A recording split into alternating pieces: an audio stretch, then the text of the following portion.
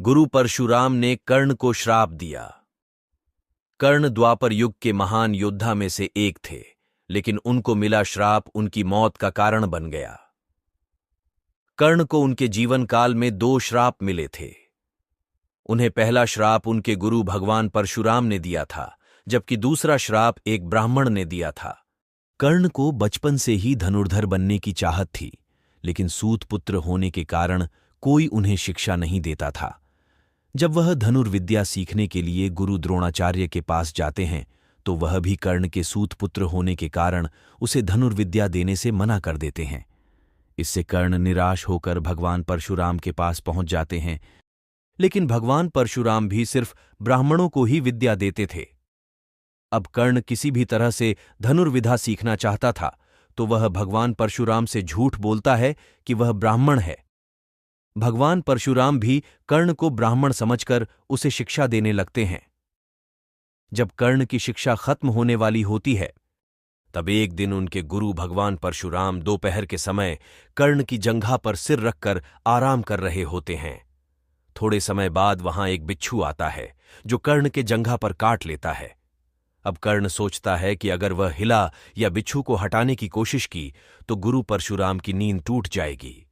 इसलिए वह बिच्छू को हटाने की बजाय उसे डंक मारने देता है।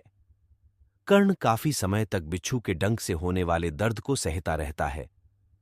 फिर जब कुछ समय बाद गुरु परशुराम नींद से उठते हैं, तो वह देखते हैं कि कर्ण के जांघ से खून बह रहा है।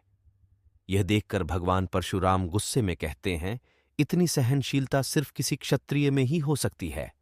तुमने मुझसे झूठ बोलकर ज्ञान हासिल किया है, इसीलिए मैं तुम्हें श्राप देता हूं कि जब भी तुम्हें मेरी दी हुई विद्या की सबसे ज्यादा जरूरत होगी, उस समय वह काम नहीं आएगी। इससे निराश होकर कर्ण अपने गुरु से कहता है कि वह स्वयं नहीं जानता कि वह किस वंश और कुल का है। ऐसे में वह सारी बातें अपने गुरु परशुराम को बताते हैं। यह जानने के बाद भगवान परशुराम को श्राप देने पर पछतावा होता है, लेकिन दिया हुआ श्राप वापस नहीं लिया जा सकता था। इसीलिए वह अपना विजय धनुष कर्ण को वरदान के रूप में देते हैं। इसके बाद कर्ण भगवान परशुराम के आश्रम से विदा लेते हैं। इस घटना के कुछ वर्षों बाद एक दिन कर्ण जंगल में किसी अत्याचारी राक्षस का पीछे रहे होते हैं। वह राक्षस को निशाना बनाते हुए उसे मारने के लिए बाण चलाते हैं, लेकिन राक्षस अचानक गायब हो जाता है और बाण दलदल में फंसी एक गाय को लग जाता है। बाण लगने से गाय की वहीं पर मौत हो जाती है। उस गाय का स्वामी एक ब्राह्मण होता है, जो गाय की दुर्दशा देखकर कर्ण को वहीं पर श्राप दे देता है। श्राप में ब्राह्मण कहता है कि जिस तरह तुमने एक असहाय गाय को मारा है, ठीक उसी तरह ही एक दिन तुम्हारी भी मृत्यु होगी। आगे चलकर इन दोनों श्राप का प्रभाव महाभारत के युद्ध में नजर आया। युद्ध के दौरान कर्ण के रथ का पहिया दलदल में फंस जाता है। जब कर्ण उसे निकालने के लिए रथ से उतरता है, तभी अर्जुन बाण चला देता है, जिससे कर्ण की मृत्यु हो जाती है। यदि वीडियो पसंद आई तो हमारे चैनल को सब्सक्राइब करें।